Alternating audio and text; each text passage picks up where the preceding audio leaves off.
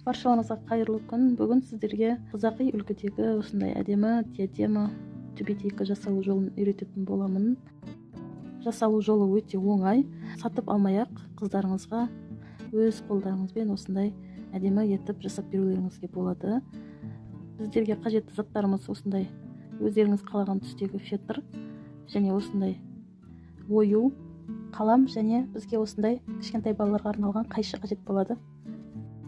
Диадемамызды сәндеуге осындай кез келген мойыншақ немесе қастар жабыстыруға болады. Мен оюды алдын ала сызып дайындап қойған болатынмын. Сіздер де осы оюды скриншот жасап компьютер арқылы шығарып қиып алсаңыздар болады.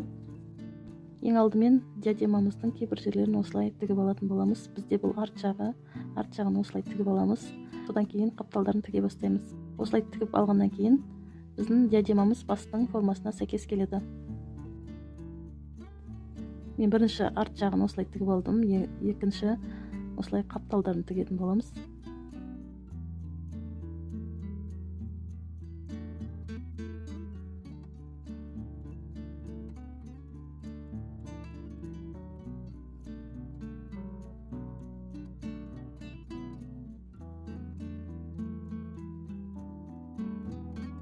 Біз диадемамызды тігіп алғаннан кейін енді осындай әдемі мойыншақтармен сәндеуге кірісеміз.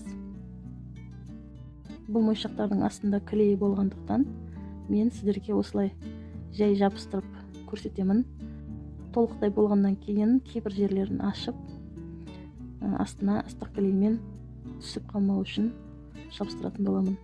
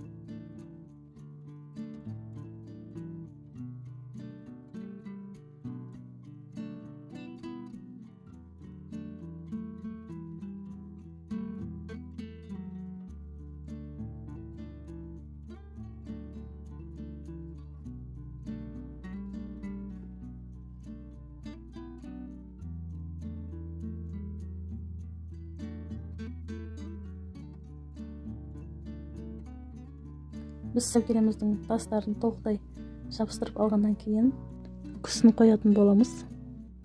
Үкіміздің астыңғы бөлігі көрінбей тұру үшін біз фетр материалымыздың кішкене бөлігін қиып алып, осылай орап жабыстырып аламыз. Содан кейін біз ыстық клейдің көмегімен сәукелемізді осылай диадемамыздың төбесіне жабыстырып,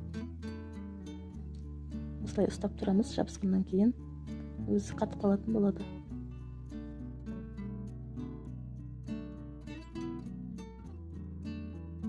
Міне осылайша біздің диадемамыз дайын болды. Сіздер де өз қолдарыңызбен үйдегі қыздарыңызға жасап берсеңіздер болады. Жасалу жолы өте оңай, әрі тез жасалады. Видеом пайдалы болған болса, каналыма тіркеліп, пікір қалдырып кетсеңіздер болады. Назарларыңызға рахмет, сау болыңыздар.